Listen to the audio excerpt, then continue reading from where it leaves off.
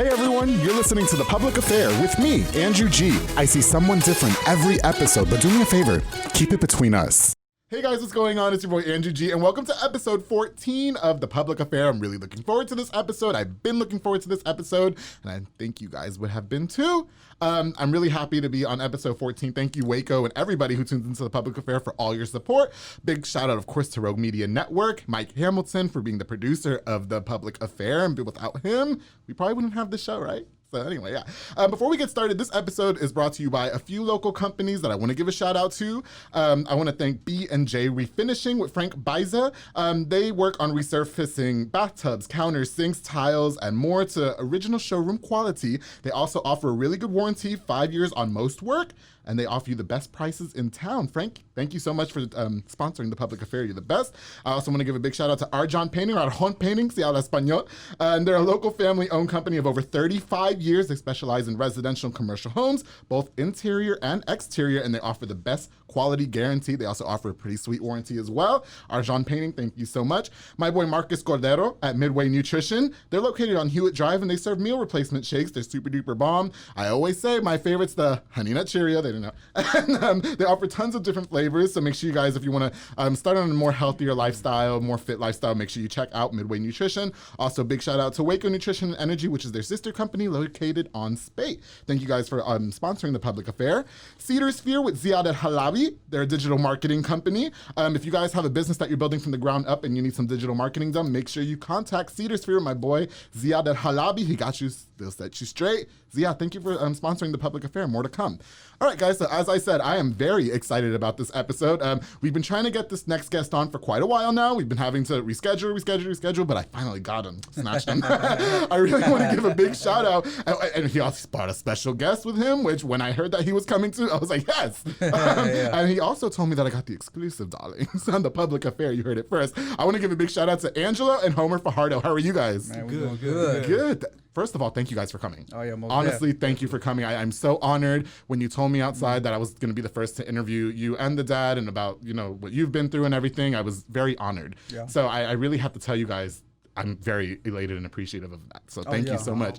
I also had the pleasure of meeting your other son and your brother, Adrian Fajardo, on episode 6 of The Public Affair. That was actually one, and I love all my guests, but that was one of my favorite episodes because we got to tap into something like a little bit more real as far as like real life issues that people go through. And he helped me really share something personal that I kept to myself and to close friends, you know, for a long time. So I really appreciate meeting Adrian, and I want to give him a big shout out. Adrian Fajardo, you're the best. My bro. Yes, and he made this happen. Because we had to go through Adrian to get to Angelo. Angelo's super Hollywood, right? So, you go viral one time, all of a sudden. I'm messing with you. And speaking of Hollywood, so you guys know I wine and dine all my guests with the amenity of their choice. Sliced lemons, limes, Topo Chico mineral water, and salt. Is there a specific reason why you guys wanted that particular amenity? And I will say the Topo Chico goes hard. Oh, I do. Yeah. It's just I just tried it a couple weeks ago. Actually, when he got out. Yeah. He whipped it up for us at the table. I'm like, man, it go hard. Wow. Okay. Yeah. Now, was this something that you've had for a long time, or was it something that you kind of learned in, you know, your stay? No. We ain't gonna have that in prison. That's for sure. They didn't have Topo Chico? No lines? You did, yeah. You special. For everybody who doesn't know, one of the reasons why I'm very excited about this, Angelo, and we're going to get to know you guys individually here in just a moment, but for what I know of Angelo, he really is known in the community for turning his life around. When I first met Angelo, he is not the Angelo that's sitting in front of me right now, and I don't know if you recall that. We used to work together for 5 seconds at a particular ice cream, Katie's Custard. Oh, yeah? And I tell everybody, I don't forget nothing. You can't tell me shit. Yeah, because I don't smoke weed, I don't use illicit drugs, and I only drink seldomly. And I also want to say that I did not have any mimosas before brunch today, because I knew you guys were coming. Man, hey, that's crazy, man. I was there for about a month. You were. It was definitely 5 minutes. And then I got locked up. Yeah, okay, yeah. I remember they might have mentioned something about that. But yeah, that's how I remember Angelo. So then when I saw that you did the little viral video and all that, I was like, hey, that's that guy. That's pretty cool. Yeah. We were never close like that, but it's good to see that you look really good, healthy. And that was 15 years ago. I told you, I don't forget nothing. That's crazy. And Homar, from what I understand, you just got done doing 15 years in prison. Yes. Correct? Okay. I I want to get into that in just a second. But again, thank you guys for coming. So for everybody who doesn't know in Waco, people who might not know you guys, starting with Angelo, why don't you tell us a little bit about who you are? Man, I'm a husband, father, social media influencer, former pastor. Former pastor? Former pastor. I was a youth pastor, yeah. Okay. So that's who I am. Yeah. Yeah. Got you. Okay. Yeah. And Homar, why don't you tell us a little bit about your backstory, or who you are first? My name is Homar Fajardo. I'm a prison pastor still. Oh, okay. From inside, coming out here. Yeah. I do HVAC. I do HVAC out here, so. Okay. Oh, yeah. I'm engaged. New family coming in, so. Right out the pen. Okay, I see you. Didn't waste no time, right? 15 years, we're getting married. Let's go. Yeah. Ain't no time to wait. No. Okay. That was a long time, I'm sure. Shit. Right? Okay. Yeah. Well, okay, so that's pretty much your role, I guess, as a prison pastor, and so you still visit the jails, and I guess. No, actually, I was a prison pastor inside the prison. Oh, inside prison. Okay. Inside prison itself, it's connected with Life Church. I with Pastor G out here. And, shout out Pastor G. Yeah, so we have a connection there. We're both. I belong to that church, and I'm under that pastor out there. So we did ministry together. So now that I'm out, I'm still under their pastors. Yeah. Okay. Now this is Life Church, correct? Yeah, is that what it's called? It changed names recently. It's First Methodist Waco South Campus. Oh, South Campus. Yeah. Like South Side? South Side. Yeah, the South. Let's rap. Oh yeah. So he's actually. Now we're partnered with McLennan County, and so we're actually going to be going back in there soon. Oh, okay, that's pretty cool. Yeah, well, that's good to know. I'm sorry if I'm sweating. I'm super nervous, and I swore I wouldn't drink before for that reason. Right? Okay, so anyway, Angelo, I want to start with you. Again, I knew of you when we were about 15, 16 years old or so. What are you, 29 now, 30? 29. 29, me too. So we were about the same age when we were working at that particular establishment, and which shout out to them, I love them, but. I just reconnected with the boss. But anyway, I guess what is your role in Waco? Like, can you tell us a little bit of life growing up for you and why you chose some of the decisions that you did to what's going on now with you? And share as much as you want because this is the public affair. We don't have rules on this shit. I bet. Okay. Right. So growing up, man, it was beautiful. Okay. And it was hard. Beautiful disaster. Beautiful disaster. There we go. Like, it was good, like, when we're living a good life in the suburbs in Hewitt. Okay. Big, beautiful home. Yeah.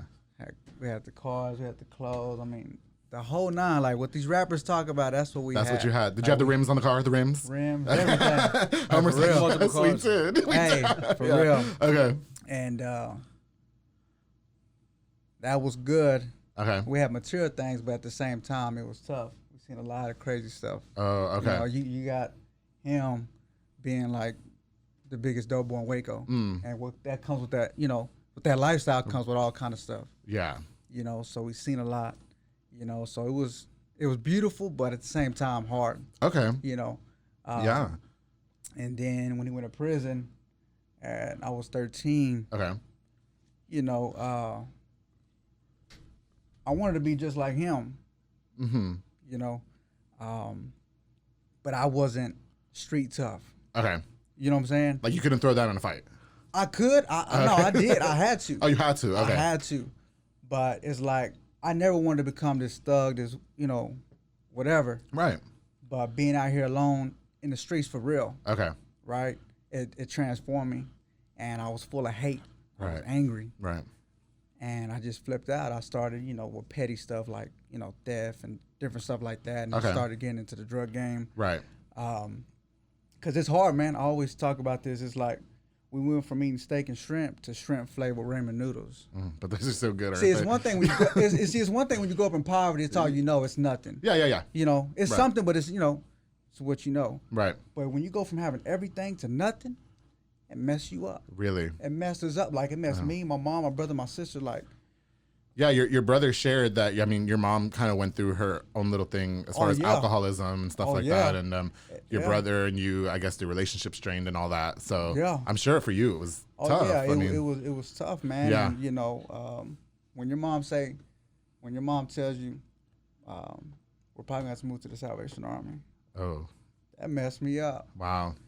And so it was that type of lifestyle. You know, and it was crazy. Wow. Yeah, it's a lot of stuff, man. But then at 21, I was so tired. At 21, right when I turned 21, I decided to change my life. And it's crazy because it seems like I was so young, but I experienced so much over the years. Even as a son, and his growing up, I was like in the drug game myself. Even though I was like 11, I knew his lifestyle. I knew his enemies, some like serious enemies. I would be paranoid at night. Yeah. At 11 years old, looking out the window.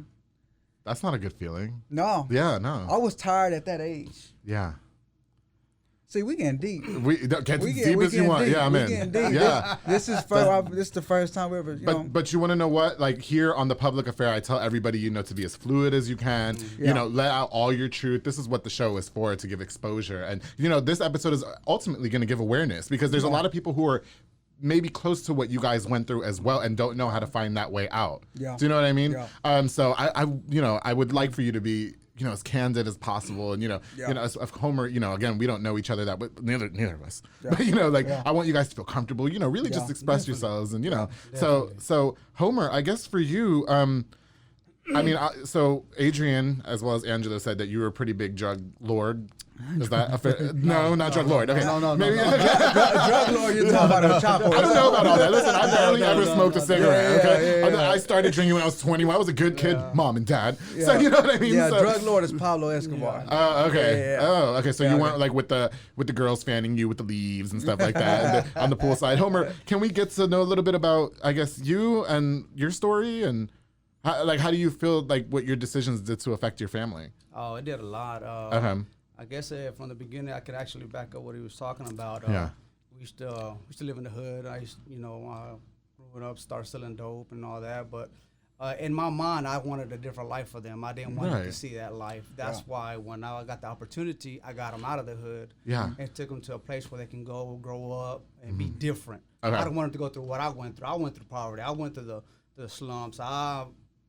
Roaches and everything was crawling on top of the wall. I went to sleep with rats jumping on top of my bed at age 9, 10 years old. So I live in the hood. That's back then. Yeah, that's Parkside. I remember Parkside. That area, villages, all that area. Oh, okay. So we were living hard. It was pretty hard for us. So I never wanted them to go through that lifestyle again. Right. Even begin to feel what I went through. Yeah. So I took them out and took them to Hewitt and tried to raise them up differently. But sad to say, I was trying to buy them love with everything that I was giving them, but I would never show them love, because after a while I departed from that. My life was in the street. My life was go to work, maintain, give them food, what they needed. Right. Whatever you need, I got you. But at the same time, there's another double life that I'm living. Okay. So, but my decisions that I made, my selfish decision, because I love that part of life. It was like more like a hobby. Like a rush, maybe? Yeah, it was too. Yeah, it's something like fast that money as well. But it's money, and it brings all kinds of things. It brings power. It brings respect. It brings a different type of life around you. You know what I mean? Yeah. But it affected me, because just like my son said, he got tired. I got tired.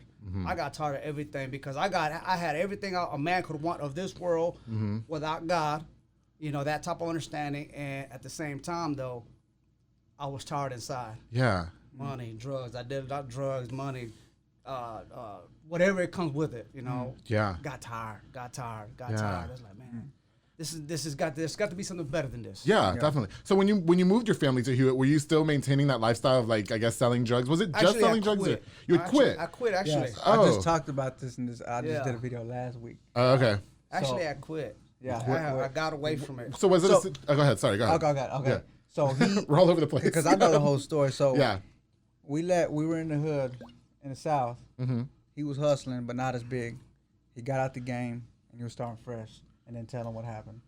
I had a friend of mine came by, and somehow, some way, he found out where I lived at, and knocked at the front door, and I opened the door, and we know each other from a long time ago, and so forth, and he came with a proposition, and offered me a lot of money, and said, "Look, I got this to invest with you." Yeah. And at that time, I was barely making it. I had a couple of $100 in my savings account, but I had a new home, I had everything going, and I had to start all over again because I spent a lot of money doing these little, re-renovating and doing certain things for the house, and and in my mind, I went to sleep, and I just kept on thinking about this amount of money that he has that I can invest, and I could do just make a phone call down to Mexico, and we're back on, you know. What I mean? I said, you know what, I'm trying to do something different. Okay. You know, so many problems that come behind this to get where I'm at today. Right.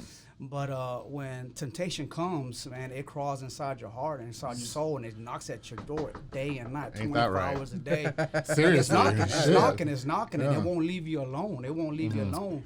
And then before you know it, after about 2 weeks, I said, you got the money to invest, let me make a phone call. And I made a phone call, and I never looked back since. Wow. Never looked back since. After that, it just went from one level to the next level to the next level. I thought I was going to stop at this certain amount. Right. But no, when you taste the goodness of that lifestyle and that money's coming in, everything is flowing real good, and you have a good operation, you want to say, and everything is operating the way you want it to, and everything was just falling into place. Yeah.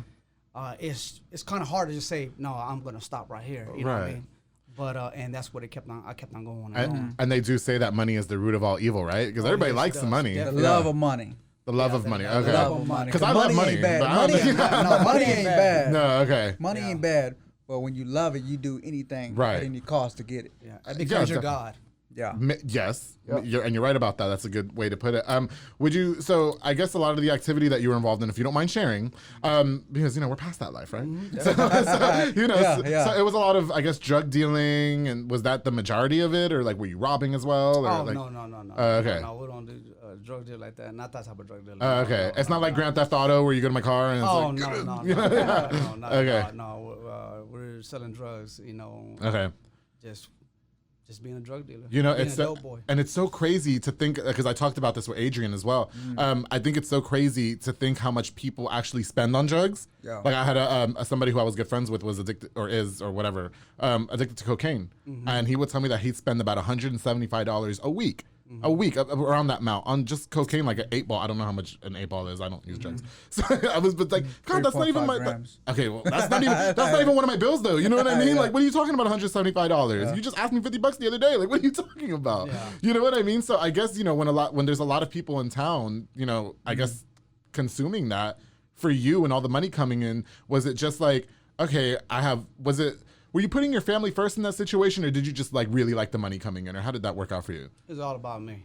It was all about you. So were you being selfish in a sense? Oh, definitely, most definitely. Okay. It was about me, because at the end you could have a good mindset of saying why you're gonna do it, right? To give back to your family. But at the end of it, when you done past that you were supposed to do, it's all about you now, because now you got money to throw around. Now you got money.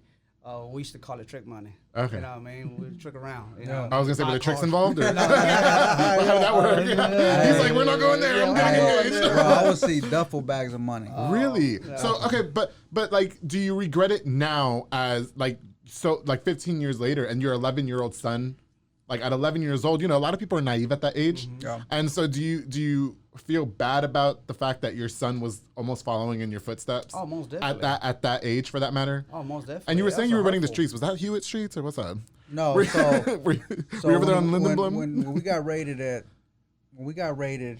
and we went back to South Waco at 13, that's when I started running the streets. Oh. So yes.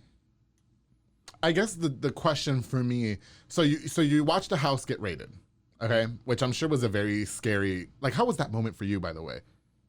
So, I thought in a million years that would never happen to me. Because Adrian said it was like a normal Tuesday. Y'all was just getting ready for school, eating breakfast. Then all of a sudden, the cops all over the house. Yeah. I had a field trip that morning.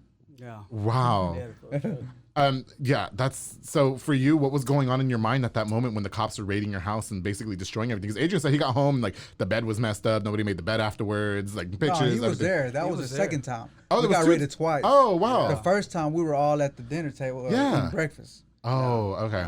Yeah. See, they raided and they didn't find nothing. They had a search and seizures. In other words, if they're going to search, they're going to try to find anything, any type of drugs whatsoever. Okay. And then catch a case. Okay. But because they didn't find nothing, they don't have no right to actually take me to prison. Right. You know what I mean? So were you just like the first time, or yeah, because like were you hiding it? Like it was like look under the shoes.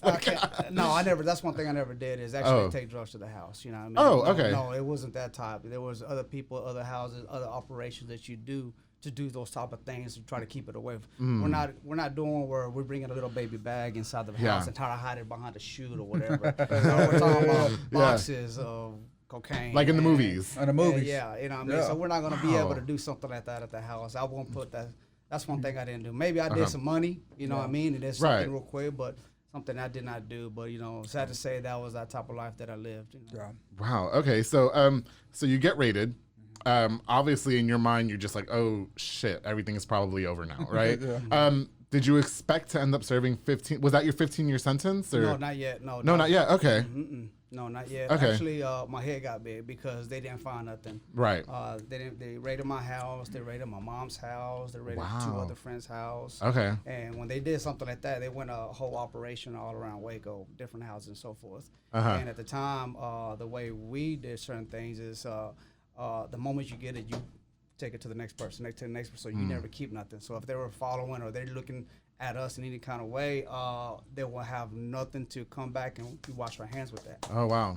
So that's the operation they had. So when they came and raided all of our houses, they didn't have to find nothing, nothing whatsoever. You know, I looked at it and said, I got kind of scared, don't get me wrong. Yeah. I got kind of scared. Because who ain't gonna get scared when the federal government comes knock at your door? I'd be pissing my pants. What are you talking about? After a while, it's like, you know, you shake your hand, you shake your shoulders out and say that they couldn't get me. Your head gets you get prideful and so forth. But it also opened my mind up and say, you know what, stay away from it. Right. Stay away from it. There's something starting to work inside of me to tell me, hey, get away from it. Get away from it. Okay. And I stayed away from it for 2 years. Right. But sooner or later, you're still gonna have to pay the price no matter what. Like the past catches up to you. Yes, right. In a way. That's right. And 2 years later, that's when they came on a federal indictment. They didn't have to catch nothing with me. Wow. You know, all of this is conspircy, and that is it. Just 2 years later, though?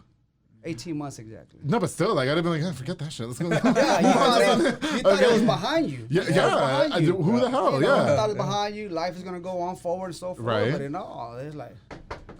Oh, wow. Yeah. I was actually at I was truck driving, and they were making this new suburb area on the other side of Hewitt, and when my boss called me back up, and he told me, come back over here where you dropped this last sand at. Yeah. And I went back, and I got out the vehicle, and before you know it, a van pulls up, and there's a federal gunman threw me on the floor and said, I was in shock. Yeah. What the heck is going on? Dang, boss, you couldn't catch my bag? Yeah, what are you talking? Bring the sand back. What are you talking about? You couldn't tell me go get burritos or something real quick and install them? But, wow. And I asked God because at that time, that's when I started opening up the Bible for the first time in my life. Oh, okay. And I didn't know how to read the Bible before. I didn't know how to pray. I didn't have a relationship with God. Right. But at that time, God was already calling, actually, because I already had prayed to God and said, God, you know, when all this was happening, when I was living that lifestyle, I prayed to God. I said, you know what, Lord? I'm tired of this life. I'm tired of going through everything that I'm going through in life. You know, I got plenty of money, plenty of diamonds. I have a drug addiction, you know, because of the things that I used to do. Right. Everything a man can want, cars, whatever, but yet there's still a void inside my life. Right. There's still something missing, you know, and I could not put it together. I'm like, man, what's wrong with me? And I remember that day, man, I asked God, when I'm sitting in my truck, 3 o'clock in the morning, I asked God, I said, you know what? I got everything a man could want in this world. Right. You know what I mean? Things that I have behind the drug dealer. But yes, deep inside, I want change. I want something happening in my life. Right. I said, I don't care what you have to do to change my life, even if I got to go to prison. I said that prayer. Wow. That's deep. And after that happened. That's scary. Yeah. I'm not asking God for a lot of things now. That's how bad I was tired of life at age 26. At age 26. Oh, you were 26? Yeah. 26. Wow. 26. And after that, Yeah. I'm talking about everything started to fall apart. I'm talking about Yeah. drug deals go bad. After that prayer. After that prayer, I'm talking about everything started to tumble. Friends started to die. And I mean, all kinds of stuff that started just happening. You know, Wow. and it was bad. It was I have bad. chills. Like, Yeah. God, even if I can't get that PS5, Yeah. God. You know? Yeah, for real. Okay. Yeah. Oh, wow. I prayed that prayer, and after that. So then that happened. So that happened. So I started opening the Bible here and there, you Right. know, opening scripture. What does that mean? You know, I mean, Yeah. I couldn't understand it. And then to 18 months when that happened, I said, God, what's happening? I don't understand. Why are they picking me up? I'm not even selling dope no more. Right. You know, and they picked me up, took me back to the house, and then from there, the federal agents were there waiting for me at my house all over again. Then they took me down to downtown, and right there and then when I went to my cell, inmate was coming out, and I said, hey, man, you left your Bible up on top of your bunk. He's like, that Bible might be waiting on you. Oh. And he walks out. Ouch. He walks out, and I grabbed the Bible, and I got on my knee. I said, God, what's going on? What's happening? He said, do you remember that prayer that you said? Yeah. I said, but they're trying to give me life in prison. Lord, wait a minute. They were trying to give you life? I mean, that's what they were telling me. You're going to get life. I said, wait a minute. For drug dealing? He said, don't worry about it. Okay. He tells me, don't worry God about told you it. that? Yeah. And right after that prayer, right after that prayer, I started reading the Bible, and I could actually understand the Bible now. Like, it was just instantaneously like that. It was just a divine appointment with me and my God, me and my Lord Savior Jesus Christ, and I could just understand God's word clearly within a day. Yeah. So, and after that, the next couple of days, we had started having a Bible study inside the cells inside downtown Waco Federal. It used to be called the Glass House. But you were about to start 15 years of your sentence at that time, correct? That's when it started. The case started against me. Because God's like, I mean, we're gonna have to do 15 years. But you know, and that's such a that's so that gives me chills. There's like, I don't go to church and stuff like that, but I believe in God. I tell a lot of people I pray at night and stuff like that. And, it's so crazy to think the things that you have to go through for your prayers to be answered. Honestly, because I've experienced that myself. And wait till you see the film. I ain't gonna say nothing. Oh. Is there a film coming out? Do we get the exclusive on that too? No, you already spilled the beans. Just wait. Wow, Homer, that's crazy. Angelo, I want to ask you about some more questions before we get started or before we continue on. I do want to give a little bit more shout outs to some of the sponsors that make this episode happen today. I want to give a shout out to Little Angels Waco, Jose and Rochelle Villa. They rent out bounce houses, water slides, jelly blasters, and more. Make sure you call them for parties, get-togethers, and everything. The gel blasters are real lit. They're kind of like paintballs, except they're water-based, low impact, no mess, and unlimited ammo. They'll go out there and set up the whole arena for you so you can have a good gel blaster fight. Make sure you guys hit up Little Angels Waco with Jose and Rochelle Villa for all your party needs. I also want to give a big shout out to Fat Boy Micheladas and Botanas and Serrano's Carnita with Junior Banda Amiga Serrano. They work together to bring you the best micheladas, botana, and carne seca. I had me a michelada yesterday. Bomb. They're locally operated. You can call them for parties, get together, or, just by yourself like I did yesterday. Make sure you get the best and not the rest. I also want to give a shout out to Texas Contractor Insurance with Nancy Pulsini. They specialize in insurance for businesses such as carpentry, landscaping, plumbing, handyman, and more. Make sure you hit up Nancy Pulsini for all your business insurance inquiries. Thank you for sponsoring the public affair, guys. All right, moving on. Angelo, so dad's going to jail for 15 years. And thank you for sharing that. That was really powerful. That was super. There. That was raw. Definitely. Okay, so Homer's going away to jail for 15 years. Angelo, when did your life started getting affected by that? Was it immediately afterwards, or was it some time? It was about it was a couple months. Okay. It was a couple months. I was trying to be strong because my dad told me right before he left, he said, you need to be the man in the house. Because you're the oldest, correct? Okay. So I'm trying to hold it together. Right. Until I seen the first night my mom came home. She was drunk. Oh, God. She was drunk, and I've never seen my mom drunk like that. Right. And I was there, me, my little brother, my little sister, and it was like 3 a.m. I'm like, man, what the heck is going on? Like, where's she at? We were worried. She come home. And after that night, I flipped. I was like, forget everybody. Wow. I'm trying to hold it together. You were angry. I was angry. Okay. I was already angry as it is because, Mom's saying the only thing we got is rice for dinner. Yeah. And I'm like, what the heck? So after that, I just flipped, man. I flipped. I didn't care about school. I started doing drugs, pills, Xanax, bars, all that. Oof, God. And then eventually I started selling drugs. And it was easy for me at 16 when I got in the game because there was already respect because who my dad was. I guess the name, maybe. The name. Yeah. So all his homeboys knew who I was. Oh. So it was easy. I didn't have to mess with little kids my age. Right. The grown man said, okay, you need this much? Okay, let's go. And I just got in that game, and I already had a vision. I wanted to become the biggest dope boy in Waco. Wow. I had a vision. Yeah. I was already setting up a team and everything. Uh-huh. Dead serious. At 17. Uh-huh. And started trafficking weapons at the same time, doing all that. Yeah. All kind of guns. I was at One Stop Shop. Okay. On Jane Street. Like if I need a Uzi, I can go to you and get an Uzi? M16, whatever you needed. Whatever. You when I was 17. Yeah. Yeah. And so it got crazy, man. You know what I'm saying? And so, yeah. Okay, so as far as we talked a little bit about the drug addiction, which is like what I kind of want. Maybe not. Well, would you say you were addicted to drugs? At one point, I was a hustler. Right. But at the same time, when you got money and you're 17, yeah, 18, making good money, you know, I'm buying all kind of bars and Xanax. And you can have whatever you want. Whatever I want. Yeah. So then I got addicted to Xanax for a couple months, and right. Homer, you as well. Were you addicted to drugs when you were selling them, or? Oh yeah. I'll grab a key opener in the middle and throw it on top of the table and let's go. So what kind of drugs were you guys using? Cocaine. Cocaine. That's a rich man's drug. Yeah. From what I hear, that $175 a week. I don't know about all that. Yep. We're not doing bargains. Like it's not on sale this week. Yeah. Okay. So was that the same for you? Was it was mostly I guess pills and a coke came when I was like 20. When I got out the game, I had like 6 pending charges. Wow. I was stressed. I was like, man, I'm finna go do some time. I'm gonna start doing powder drinking. Wow. And yeah. Was that scary for you though? Did you think about the repercussions of using? Because I've watched somebody think, or I don't know how it works, thought he was overdosing on cocaine, and I took him to the hospital, and I just remember him breaking down and like crying, and he's like, I feel like my heart's gonna be beat out of my chest, like I feel like it's gonna explode, and I mean he's just going fucking crazy, and I'm just like.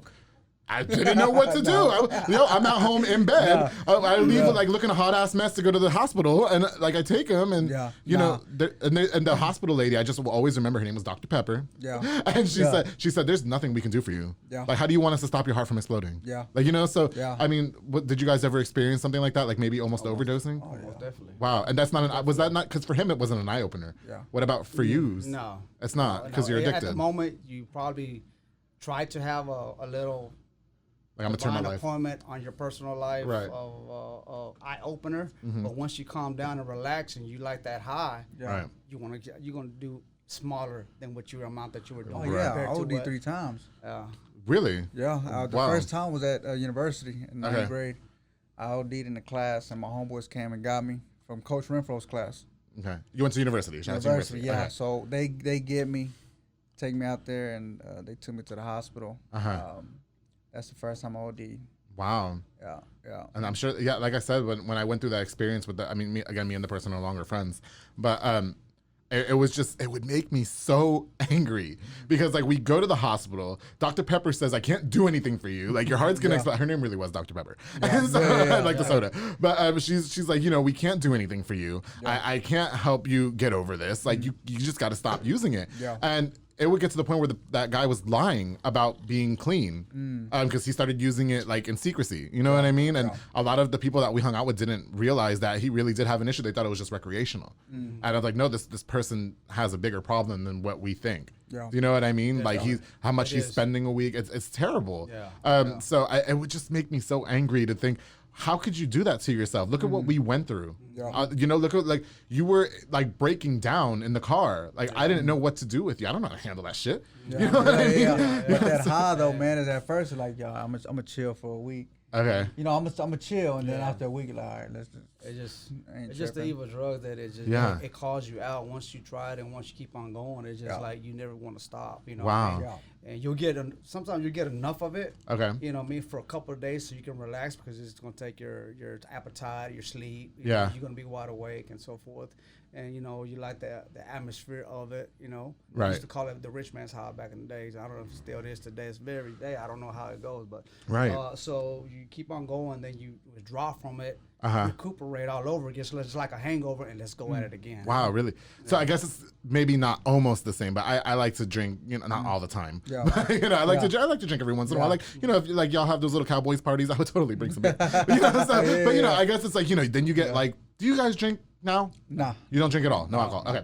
So you know, you have those nights and you're like, oh, I'm not drinking ever again because you wake up the next day and then it's like, well, I guess I could do it again. You know what I mean? Is it kind of almost the same as that? Or I would say, you know, I would say it's the same thing. Yeah. Now. Yeah. Would you? Okay.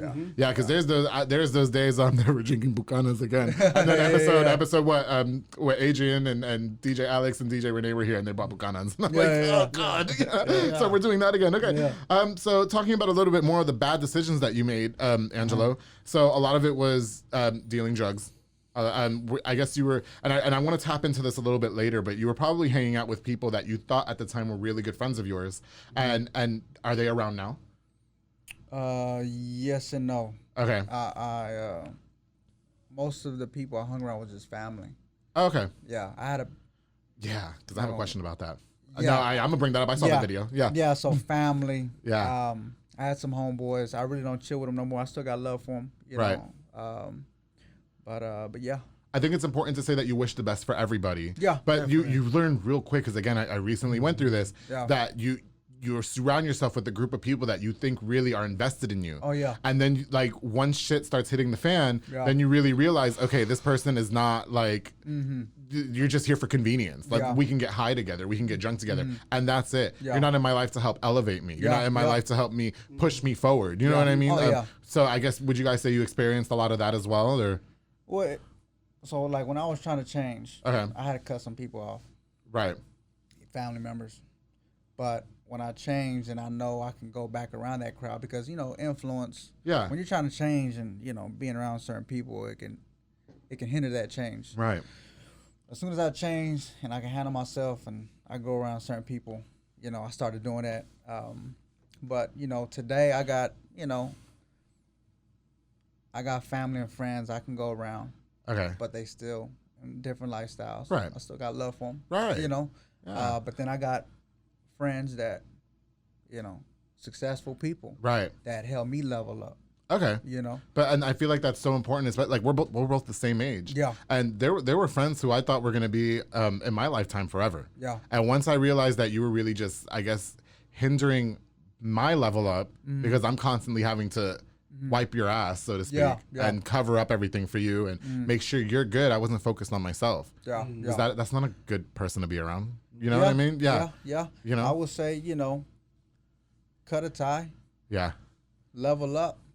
And go back and bring them with you. Well, yeah, we'll see. I'm still in the stages of F you, but we're being honest, right? I'm still in the stages of you can go right to hell and kiss my ass. But anyway, and we talked about it with Adrian Fajardo, and it was just a lot of things that transpired, and you know, I found the forgiveness, and anyway, move on. You know, I want to talk a little bit, Homer, about your prison life. You know, right before the, you know, I'm gonna make a little joke. Right? You know, Homer was in jail for 15 years. Okay, that's a long time. Homer has an iPhone now, and you know what the hell he was like, hello, you know, like turn this off. I don't know. She's talking to me. You know, and Adrian said that I can say this. I always have a joke that if I ever went to prison and I was involved in some bullshit, like if there was people involved too, we're going down together. Yeah, we're all going down. Don't you ever rob a bank with me, because I'm snitching. I don't give a fuck. No, it was him. What 692? I don't care. No, we're going down. Fuck that. Y'all are all coming in here together with me. And then when I go to, God forbid, you know, if I ever do have to go to prison because I get involved in some shit like that, which probably would never happen. But you know, my prison name would totally be Big Peaches. You know what I mean? Because I feel like that's super hard, right? Because you ever seen the movies? Their name be like Tiny and shit like that, like something not like So I feel like Big Peaches, like, oh shit, there go Big Peaches. Yo, give me your apple and shut up. Oh, man. Okay, so no, prison life. You know what? We have this thing called Netflix now, Homer.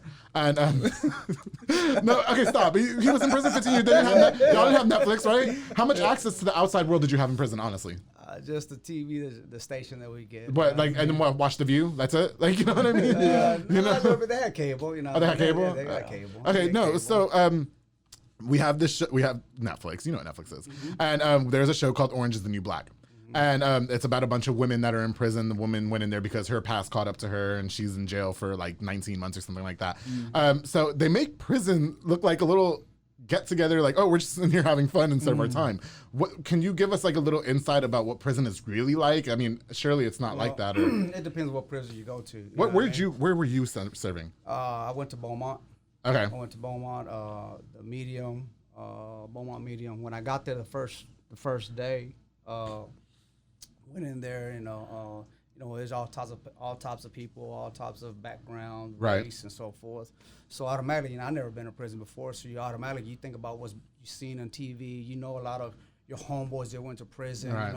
Me growing up as a young kid, as a teenager, at 12 years old, we're already in the streets, street life. In other words, gangbanging and so forth. 13, 14 here in Waco. Right. So our mindset was, one day we're gonna make it to the pen.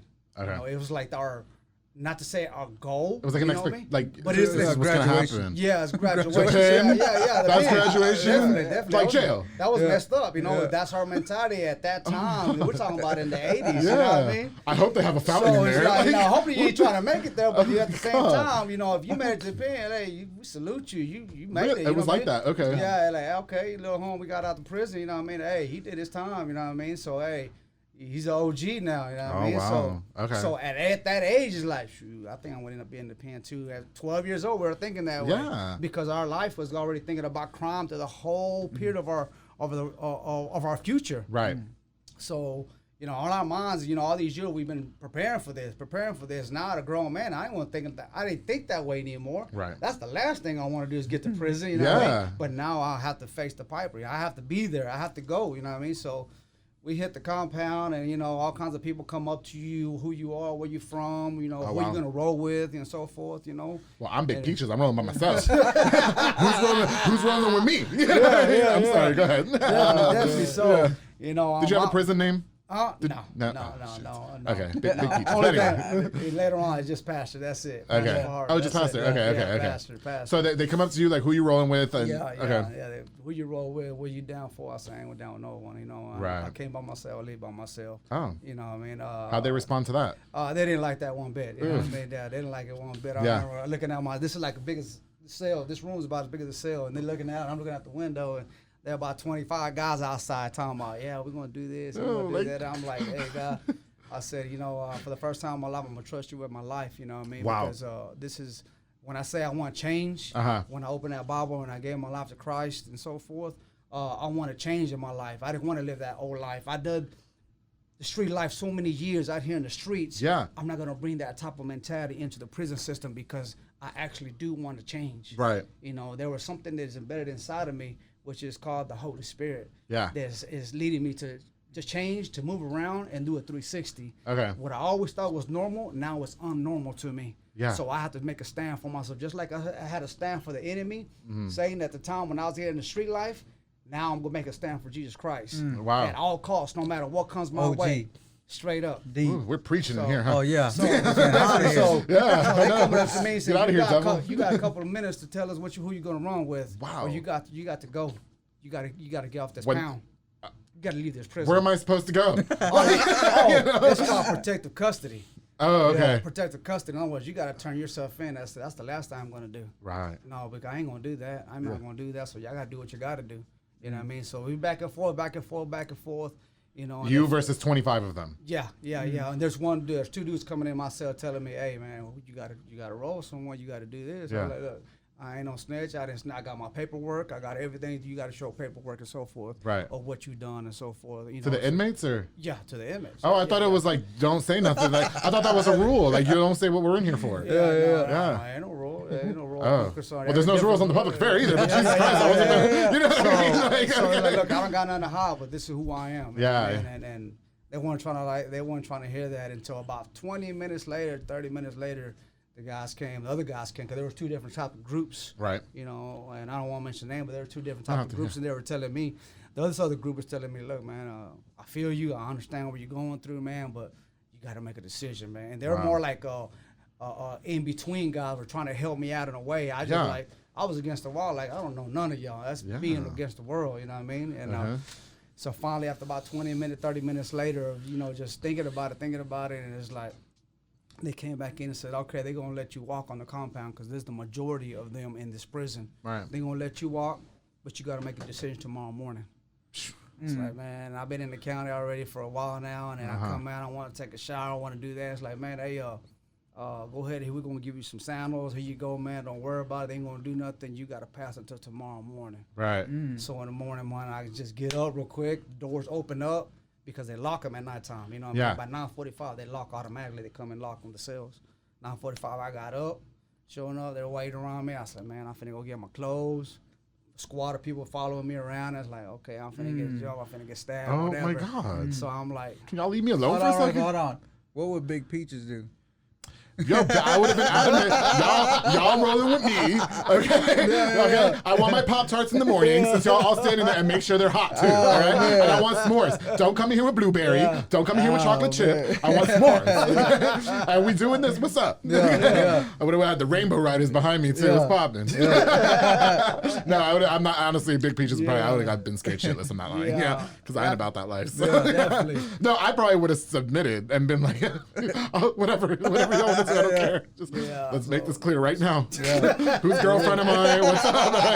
Who do we belong to? I tell you what, that wasn't gonna be my option. No, you weren't gonna do that. But survival of the fittest. Okay, I can't find. So when Big Peaches gets to jail, like whatever. Yeah, okay. Let's establish shit right now. Okay, who do I belong to? I don't want to belong to you. Like, what's up? So they're following me around. And, about I go get my clothes and all that and so forth, and finally, I go to breakfast and I'm meeting other people around, and I come back and a couple of Christian brothers come up to me. It's like, you barely got here? Like, yeah. They give me a care package. Oh. And I'm not like, hey, who are you? And I'm like, no, we're the brothers in Christ, you know what I mean? And we want to help you out, man. Here we go, man. Some sandals, some food, some, a little care package they give you out. Right. Like, all right, so, you're sketchy, you look around, you don't trust no one in prison, you know what I mean? It's just by yourself, Yeah. You consider solo. That means you don't get no help from no one. Right. And that's fine. I'm willing to do my own, you know what I mean? Right. So they invite me to go out to the yard and, I'll meet some other people. Like, hey, how you doing, brother? All right, then we want to invite you to church. I said, okay, now I know who they really are. They're authentic or what they're talking about. Right. So I started going to church with them and so forth. I remember the third day when we went outside, there was bands playing outside, and when you hit that prison, the very first day when I hit the prison, you can feel the atmosphere. There's a vibe inside when you're walking down the range, and you feel it. It's like it's not normal, right? And it's just a bad feeling, you know. It's an ugly feeling, Surely it's not nice. So the fourth day that I was there, I'll take that back. That second day when all these guys kept on following me around, they called me. They went to my cell and a bunch of them and say, "Hey, you come with me." Wow. I said, "Let's go. I got to fade there. I got to see what's going on." You know what I mean? Because they told me I had so much time to make up my mind. So they took me to a cell. He said, "You go inside that cell." I said, "No, I ain't going in that cell." I said, "Just relax, man. Don't worry about it. Just go inside that cell, man." I look outside. When I went to that cell, there were about 25 guys in front of the cell. With the 25 people. It's crazy because there's a lot of them, you know what I mean? The dude sitting in the cell, he walks in, I walk in like, "What's up, man?" I look, man. I said, I've been looking, I've been watching you, I've been investigating you, man, and because it make you take off your shirt, and I got tattoos all over, so they want to know you've been a gang affiliate out here in the streets, or you come from a different prison. They'll investigate you. It's a whole investigation. Are we interviewing for prison? Yeah, it's the FBI in there. Yeah. Oh, really? Oh, yeah, definitely. Yeah. Okay. They'll find information and find out about you. Believe me. It's going to cost you 15 cents in a Snickers. What's up? So he said, we've been investigating you, you know what I mean? I know you buddy got sentenced, because, and anyways, they said, hey, we're going to have to let you make it. Go ahead and you're going to walk the compound. You can stay here. Don't worry about it. But we find out something different. I'm going to tell you, I'll be the first one to stab you, okay? I said, wow, to your face like that? Yeah. I'll be the first one to stab you. Oh, wow. I'll be the first one to take care of you. No, and they were more concerned about maybe you being a part of a rival gang or something like that? Okay, yeah. Yeah, definitely. And you're over here just like, look, I asked God to help change my life, and now I'm here. So y'all really gotta get that away from me, okay? Like right now, me and God are not talking. Definitely. Well, don't get me wrong, I'm still in my flesh because I'm a baby Christian now, you know. Okay. So I'm still feeling, when somebody tells you, hey, I'm gonna stab you, you know what I mean? Your mind is like, man, I'd have shit my pants right there. You got 25 guys, but hey, don't get it twisted, you know what I mean? Hey, I know where I come from. I come from Waco, you know what I mean? So you still have that little mentality. You still trying in the phase of changing, you know what I mean? Yeah. So, but I said, you know what? God's just telling me, don't let your pride kill you. Okay, got you. Oh, that pride. So we come out, 3 days later after that incident, I come outside and I was with another guy, another Christian brother. There's some bands playing outside, and I felt that same feeling again, that feeling that it's in the atmosphere. And I see people backing up, looking against the basketball court. Yeah. And we turn around, and nobody was on the basketball court but two dudes. One was on the floor, and the dude had a shank that big and just pop, pop, pop, back to back, and there was a big old puddle of blood all the way around. Was this to you? No, to somebody else. Okay, somebody else. I was like, somebody wow. else. Somebody else. Yeah. Somebody else. Did that person somebody peace else. out? Or? Man, I'll tell you in a little while. Okay. I'm talking about it. It was ugly. It was gruesome. Wow. Gruesome. I'm talking about it, and there was no officer come by and say that dude's life. You know what I mean? So I knew right then that it was real. Oh, wow. I knew it was real. It was really real. They call it Bloody Beaumont. They call it Bloody Beaumont for a reason. Yeah, I didn't know. I've heard of blood in, blood out. I just never. Bloody Beaumont, you know what I mean? Yeah. So I said, all right. I said, I know where I'm at. You know what I mean? Okay. Reality set in at that point. Yeah. Yeah. Yeah. Don't get me wrong. It's a time of a reflection of a lot of things and your surroundings. But at the same time, it's time for you to actually be a person of prayer. Yeah. We pray for that man right there. That man got stabbed 50 times.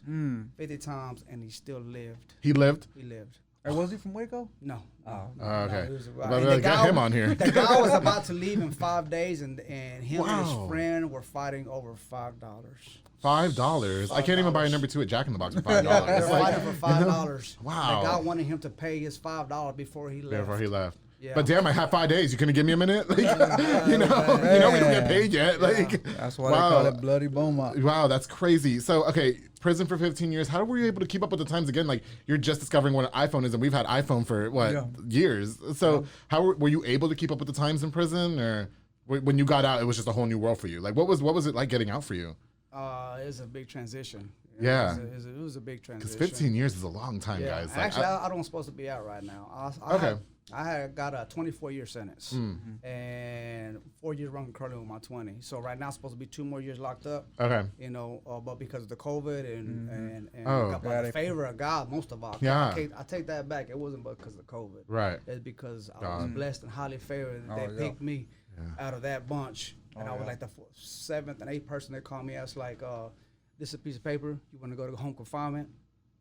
You want to sign here? I was like, where do I sign that quick? That's halfway house, right? That's what they call it, home confinement? Yeah, home confinement. Okay. I'm home confined at my home now. Oh, you're home? Yeah. Oh, okay. My home. Yeah, because, Adrian, you have to have the address to the studio. Yes. So it's like that. I'm like... Yes, I got to have a 2-hour pass. Like right now, it has to be a 2-hour pass. Yeah. Oh, okay. That, I got to go back, and I got to make a phone call and say, I'm back. No, we'll have him out of here on time. Yeah. That's about 3. Yeah, you know, we good. So, no, that's still, I'm still under the BOP custody. Okay. Yeah. But there's no chance of you going back unless you F up, right? Yeah, that's okay. Right. And you're not effing up. Oh, you're done. No 15 years. No. But that's what I'm saying. Like, you get out, like, we've had, like, when you in there, it was probably PlayStation 1. We're going to PlayStation 5 now. Mm-hmm. And then we have iPhone 11, 12. We have all this advanced technology where now, like 15 years ago, like we could communicate with each other and we don't even know each other. I can reach family in New York, Florida with the internet. We have the internet in the palm of our hands now. Yeah. We can do anything. I can order food on my phone. Mm-hmm.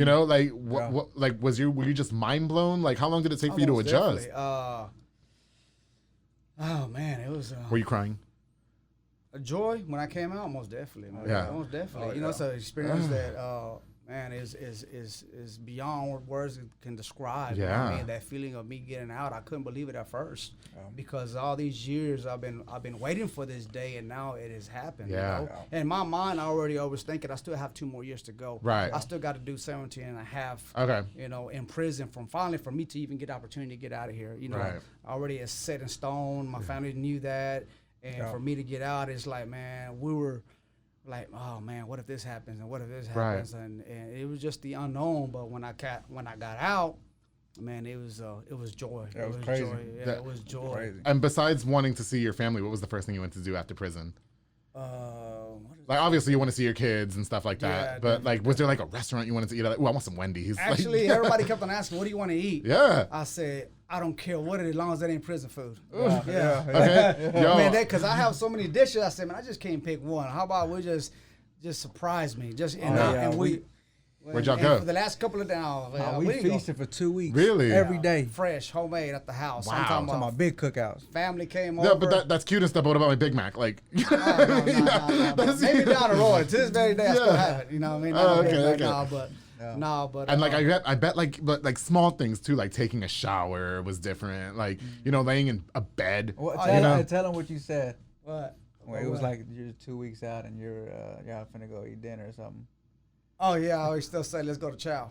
Chow? Chow, because your prison is called chow. Oh, okay. Yeah. So you still call it that now? No. It was by accident. Like he was just so used to saying institutionalized. In other words, but are we gonna have chow on Saturday? Yeah, we gonna go chow. I'm like, what? Like, oh man, well, I mean, we're gonna have dinner. Yeah. I have to change it around. Well, we have such thing as chow mein. Yeah, we have it's not that type of chow. Certain things like for 15 years you shower with sandals. Oh, with sandals. Yeah. You got to jump in the shower. Now it just.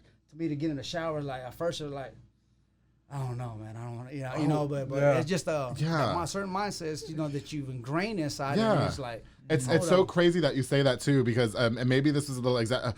There's this thing, I don't know if you've seen it on Netflix. It was about the Brooklyn Five or whatever, the guys that were wrongly convicted of raping a woman. Okay, I can't remember the name of the show. Maybe it's When They See Us, I think is what it's called.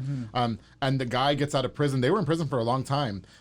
One of the characters got out of prison, or the guys got out of prison when he was taking a shower. He was wearing sandals and boxers in the shower. Like I was like, come on. You know what I mean? Well, because you take a shower. It's a regular shower, So I guess it's things like that. You're walking in with your chanclas. It's like, no, these are designer, Dad. Not with these chanclas. Maybe the Old Navy chanclas is fine if that's what you want to do. But wow. There's a lot of certain things, that you have to wean yourself off. Right. That lifestyle. I thank God that actually has not affected me to a point where now I don't think about that, what I've been through all these 15 years, Once in a blue moon, I get connected with, I see how other people are doing in prison. I have a lot of people that I know, they're still doing a lot of time in prison. I know a lot of Christian brothers, they're still doing life in prison to this very moment. They're never going to get out. And good people, you know what I mean? And I want to keep in contact with those type of people, definitely, because I got the opportunity, to get out here and give a second chance of life. So definitely, it's just man, I'm grateful. Grateful. That's good. Angelo, but for you, like, you don't see your dad for 15 years. Yeah. I mean, surely there was some time where you were maybe a little bit resentful to him because like maybe how it affected the family. When were you able to forgive him, and like were you ready to see him after 15 years? Oh yeah, I was ready when. Oh yeah. Okay. But I resented. See, it was like a love-hate relationship. Okay. It was like in the beginning, I hated him. But at the same time, I hated him because it just felt like he's gone. Right. He did this on purpose. Right. Like we out here struggling. Where you at? Right. But I also deeply respected him because of, he was like my role model growing up. Right. And everybody knows Homar, like, deeply respect Homar. Right. The streets knew him, respect him. So it was like a love-hate thing. But at 21, when I gave my life to Christ, changed. Learned about forgiveness. That's when I finally forgave. Yeah. Him wholeheartedly. Okay. Oh yeah, but when he got out, I bet it was so emotional. It felt. I was numb. Wow. It was numbing. I can't imagine. Oh yeah, it was crazy. I have a brother in jail right now serving a 20-year sentence. I don't want to discuss what he did because it's deplorable. Yeah. But I tell my parents, like, I'm not even angry with him. Yeah. I just don't want to be associated with him because of the thing that he did to get in there. Yeah. And my mom especially is like, you gotta forgive him. You gotta forgive him. But he didn't do anything to me. Yeah. Like, that's the thing. So I'm trying to figure out how I'm gonna react when he gets out. I think after 10 years you're eligible for probation. After half the sentence or something like that. Parole. I don't know the terminology. State. So the ag charge. It wasn't aggravated charge. I will say that much, but allegedly. And so, okay, so I don't know how I'm gonna react when I see him. I mean, it's my only brother. I don't want anything bad to happen to him. I just don't want to see you.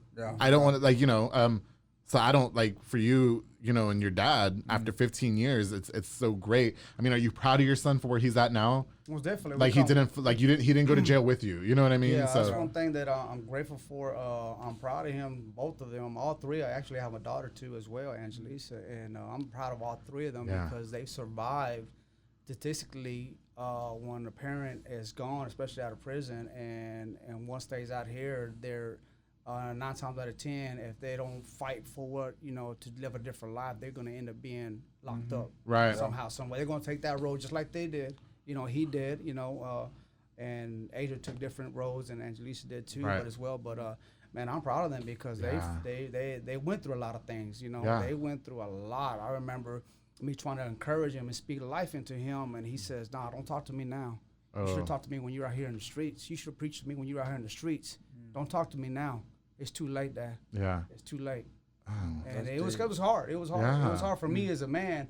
Because of as a man and as a father, you know, that I couldn't be there for them. I didn't leave them with nothing. Everything was taken from us. Wow. Everything was gone. There was nothing left. I remember Adrian telling me one time that he needed some football cleats. Cause I asked him, "Hey son, are you going to go play some football?"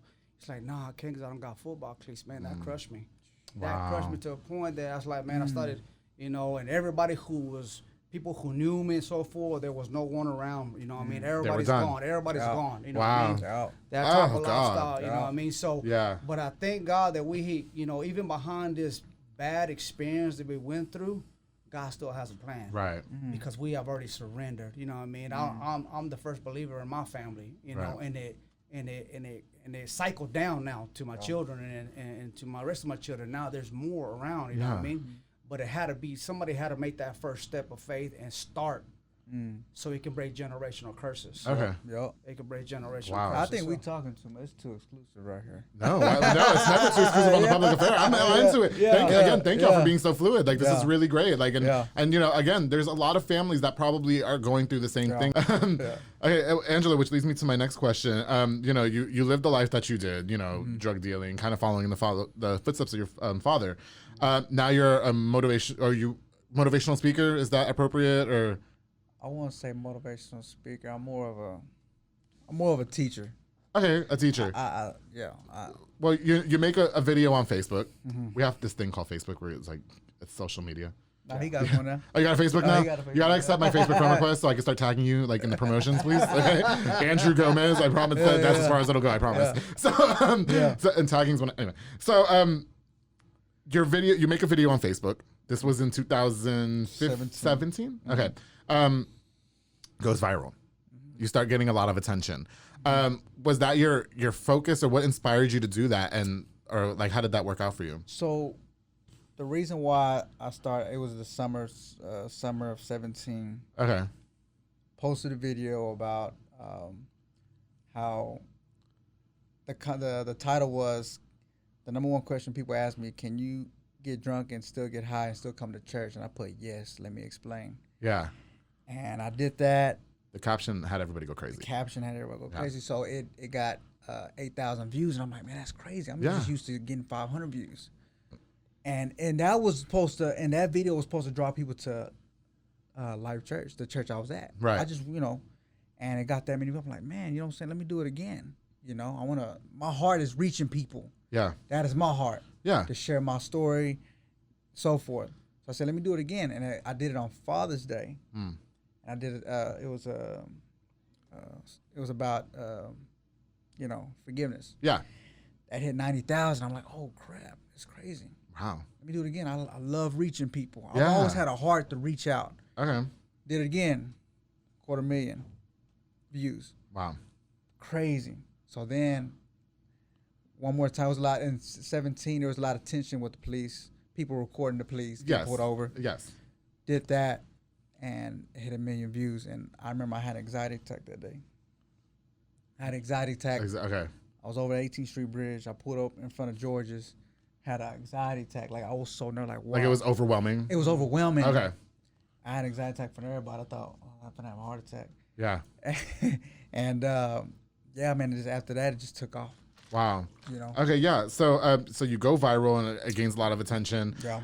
You know, I would say nowadays, respectfully, that, you know, it's pretty much the same. I think a lot of the community or people that may have walked in the same shoes as you goes through a lot. Do you feel a lot of pressure, even to this day, to, I guess, maintain a positive lifestyle? And no, because like, you can't mess up because now your whole family's under the radar, you know, for the most part. No, I don't feel as much pressure. I mean, there's pressure, but there was pressure when I became that youth pastor. Okay.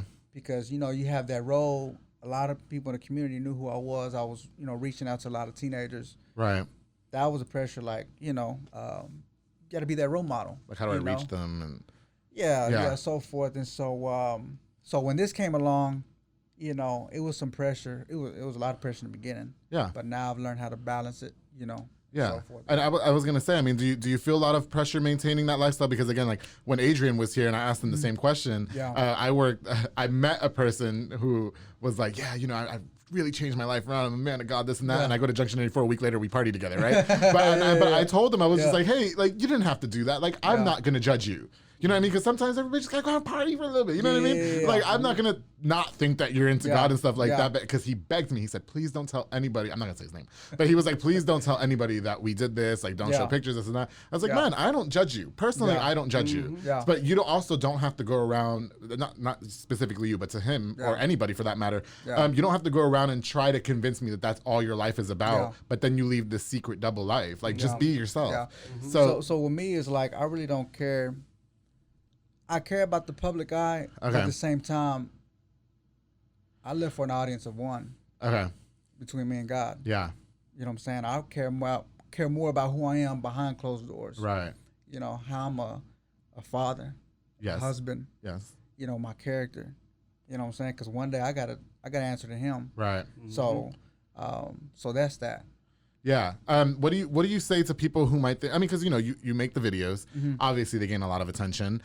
There might be people out there who might say, you know, he's just doing this for clout. He's doing this for attention. This is all fake. Oh, yeah. Like, how do you respond to something like that? At first, it was hard. Yeah. You know, because you know, when this stuff goes viral, you got all these people coming and it gets crazy. And at first, it was hard because I was like, man, you know, I'm trying to do good. I'm trying to reach people. I'm trying to teach people. But then over time, it's like, it just comes with it. For every 10 people you inspire, there's always going to be one hater. Yeah. So if you inspire 100 people, you're going to have 10 haters. Okay. If you inspire 1 million people, you're going to have 100,000 haters. Wow. Okay. You know? But so for you to clear the air, and this is all legit. Like, this is how you're living your life. Like, every message that you put out is from the bottom of your heart. Oh, yeah. Okay. Oh, yeah. Authentic, like, me, like, if I'm going to slip up, I'm going to go 100%. I'm going to be in the streets. I'm going to do the same thing I used to do. Okay. Ain't no faking, none of that. Do you ever crave a beer sometimes? Oh, yeah. You know, you're barbecuing, got some fajita. Let me get a Bud Light. Like my family, like, you know, we have big parties and everybody's drinking and stuff. And, you know, you have temptations. You're always going to have temptations. Right. But do you feel like if somebody catches, like, you with a beer in your hand right now, oh, look what he's doing. You know what I mean? Like, you know, and do you care at that matter? Or? No. Oh, of course I care. Right. Because I don't want to be a stumbling block to other people. Right. You know, but that's what I'm saying. It's a lot of pressure because, and I tell everybody, I'm not one for inspiration. Like, you could like me, but I'm also like very legit. Yeah, you know what I mean. So, and I think it's not even there's the pressure not more about what other people are gonna think. I think it's pressure is about who you are as a person. Right. Because the moment that you actually take that initiative and take that drink, I'm speaking for myself. Right. You know, I know what is gonna come. The end result of that, because it's not going to just stop with that one drink. Gotcha. Oh yeah, I'm gonna start doing. Oh, you're gonna keep going. I'm gonna take off. Yeah, we from our background, like, we can't just take a sip. No, right. We're gonna get drunk. We're gonna get tooted. We're gonna get some coke. Oh wow. The whole nine. Oh yeah. Yeah, so one beer's like, I'm different. When I drink, I don't use drugs. I just get in trouble by sliding I ain't scared of the beer, and it opens up the doors. Oh yeah, I ain't scared of the beer. I'm scared of myself. Okay. You know? Got you. I got you. I'm scared of myself. Wow, that's crazy. Yeah, I feel you there. Okay, so I mean, like, because like I said, like, you know, we talked a lot about like alcohol. Me and your brother talked about like alcoholism, drug addiction, and all that. And you know, for me personally, like, I used to go out and party every single weekend. Yeah. Junction 84 closed. Now we don't do that anymore. So you know, but like every once in a while, like, you know, I love brunch. Brunch is my thing. Mimosas I love those. I just didn't have any before this because, you know, I don't drink, so I'm not gonna come in here like, wait, what's up? So you know, but I just feel like for me personally, I don't. Maybe like in positions that we're in now, whether or not we like it, we become role models. Yeah. Do you know what I mean? Like, we didn't want to be, but that's just the way it is now. Oh yeah. And that's why I tell everybody, like, keep your kids away from me because I don't censor myself for shows. You know? I'm even censoring myself a lot now for respect of you guys, you know, like as far as the mouth and all that. So you know, I totally understand what you get with that.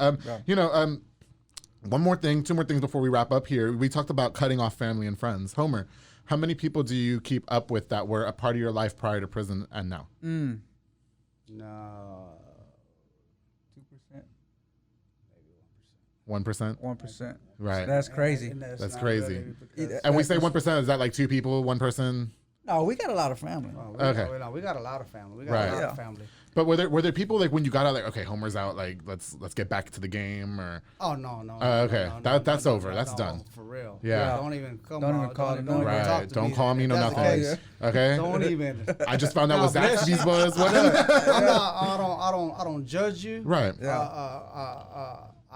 What I look at is I won't judge you. I just don't like your decisions that you have. You know what I mean? I don't. Yes, and I say the same thing. Like I some of my friends, like, you know, like they like to like smoke weed recreationally, and you know, we all drink a little bit, and I don't smoke or use drugs or nothing like that. Yeah. But I don't judge anybody. The only issue I had was like one prior person became like an addict, and it affected our friendship, you know, because things got physical, whatever the case was. So at that. I'm sorry. No, go ahead. You had my prison life and how it affected me and it affected my family and how it affected a lot of people around me. Yeah.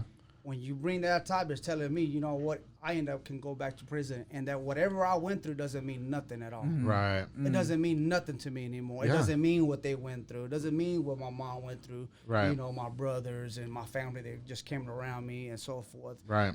So when you try to put something like that in front of me, that just, in a way, they say, you know what, go ahead and go back to prison all over. Like it's disrespectful. Definitely. And you know, I'm sure a lot of the people that you were rolling with before, you thought, yeah, this is my family, we're friends for life, this and that, and then look, 15 years they didn't. Nobody asked you how you were doing, right? Yeah. Like, hey, you want me to send you some Cheetos? Nothing. Like, you know what I mean? You had people willing to die for him. Yeah. Wow. Yeah, when we go to big parties, like at big conventions and stuff, like everybody with all eyes on us. Right. Everybody surrounded. I'm talking about 50 people. Like, right. It was crazy, man. It's crazy, and like I said before, I mean, I recently just realized, you know, there was a person that I thought were going to be a part of my life forever, and then, you know, shit hits the fan, and I told that one particular person, like, some of these people, not all of them, because some of us are really good people, they don't have your best interest at heart. Like, they want you to fail because they're failing. They all want to stay lateral. They're not going to elevate you. There's a need. Yeah, you know what I mean? Definitely. And so, again, best of luck to everybody in their decisions. Definitely. You know? I don't know. Like I said, I don't judge them for anything. You know, right. God bless them. I hope everything's going good for them. Good. You know, because I put myself in their shoes, and I probably wouldn't have did the same thing with them too as well. They got locked up. I'm like, you did what you did. No, you know, I'm gonna go my way too as that's well. That's why I said, hey man, I don't have no ill feeling whatsoever. So what's next for you guys? Like, how's the family life now? I mean, is your family back together? I mean, your dad's here, you know, your mom as well, I assume. You know, you're engaged. Congratulations. Any plan for more kids? Or are you good? No, man. 3 grown-ass kids. Like, you're good, right? Me and my girlfriend, my fiance. Fiance. Yeah, I mean, definitely. That's what they're called, fiancés. No, she has a son. I look at him as my son now. So. Oh, okay. That's all our kids. We got plenty of grandkids. Yeah. We got plenty of kids already. So. Okay. You know, so. No. Yeah. Are you happy to have your family back, Angelo? Oh yeah. Yeah. Man. Do you feel whole again, or? Feel whole, man. So what's next for you guys individually, starting with Angelo? All right. Share what you want. We got a lot of stuff, man. Okay. We got a lot of stuff, man. We got. I really can't say too much. Okay, that's fine. But it's a lot coming. Be ready. A lot coming. Okay. Oh, yeah. Stuff that we can look forward to. Inspirational stuff, I assume. Oh yeah. Okay. Yeah. Okay. Yeah. Homer, what about for you? I mean, out of jail 50. How long has it been? A few months already now, or 3 months? 3 months. Okay. 3 months. You know, you're moving on with your family. You're getting married. You know, I'll stop by the wedding. I'm inviting myself. You'll just swing by. Hey, I did their episode. Yeah. What do you want to do now going forward? I mean, do you have a company now, correct? No, I work for a company. You work for a company now. I work okay. For a company now, but I do HVAC. Okay. Just barely got a house. I'm barely getting a house already. Okay. So the right way this time. Yeah, definitely. The right way. The right way. It's like, damn, a mortgage. For real. When I prayed to God before I got out of prison, you know, I prayed it. I gave my plans to Him. You know what I mean? Right. Usually I don't do that. And I said, but this is what I want. But let Your good will be done. And man, when I prayed it, it's falling everything in place the way it is. So wow. My plans are now just to follow what He wants me to do. Okay. You know what I mean? That's what's up. Anything else that you guys want to leave us with before we wrap up here? I mean, I have to thank you again for giving me the exclusive interview. I'm very honored to meet you, Homer. Angelo, it's good to see you after so many years, even though we never really communicated like that. The alarm's going off. He's going to call, I promise. Actually, this is alarm that I gotta call the halfway house. Oh, really? Okay, we are wrapping up halfway house. Okay, okay. No, oh, what was I just saying? Anything else you guys want to leave us with before we wrap up here? No matter what you go through. Okay. Just still a plan and a purpose for your life. Everything's situational. No matter how crazy your situation is, all the crazy stuff you just heard. Yeah. Just still, God says a plan and a purpose for your life. Wow. It's up to you to say yes to Him. Got you. That's it. Homar, you agree? Just trust in Him. Oh yeah. Him is God. Never trusted. Yeah. If you've never ever trusted on anything, because it goes back to me, I've never trusted God with my life. Yeah. With anything, and I remember the first time that I did that, I never looked back since. Wow. And this is where we're at today, right now. Yeah. On the public affair, right? Yeah. Oh yeah. Well, I have to thank you guys again so much for coming. I mean, this was a long time coming. Angelo, I reached out to you a long time ago, and I'm happy that you're a part of episode 14 of the public affair. Oh, yeah, most I was so happy to meet Adrian Fajardo on episode 6 of the public affair. That was a very powerful episode. This episode did the same for me. I met Angelisa when that's her name.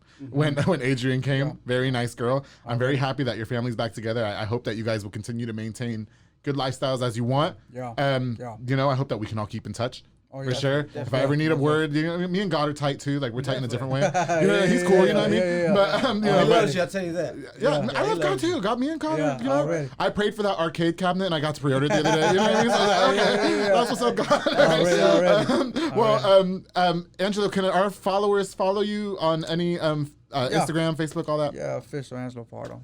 Official Angelo Fajardo. Okay. And you barely just got Facebook, right? So we're trying to like work out the kinks. I sent you this thing called a friend request, and all you have to do is press accept. See, I know you saw it. Oh, because you didn't know me. I think I did it twice. I'm not gonna. I did it twice. Wait a minute. Who are you? Wait a minute. It's me, Homar. Okay. You guys, thank you again for coming. Before we wrap up here, I want to give another shout out to one of our sponsors. This episode is also brought to you by Elite Barbershop on Hewitt Drive. Sid Rodriguez, Marcus Guerrero, and Chris Reyes are the people behind that. Sid cuts my hair, of course. That's like, you know, whatever. Marcus is bomb. Chris, very talented barbers. They're located on Hewitt Drive. You can call them on the number on the screen to book them, or download the Cut app and get fresh for the weekend, darling. Again, to Angelo and Homar, it has been a complete honor. I am so happy that you guys agreed to come onto the public affair, give me the exclusive. It was so nice to meet you guys. I really do feel like, especially sitting down, talking to you guys, I feel like everything was genuine. I do. Not to say that I questioned it a lot before, but you guys are very humble guys, and I wish nothing but the best for you, no matter what life brings you. Waco, everybody who tunes into the public affair, you guys are so awesome. Again, big shout out to Rogue Media Network, Mike Hamilton, everybody who's a part of this project, from the sponsors to the audience. But always remember, darling, keep it between us.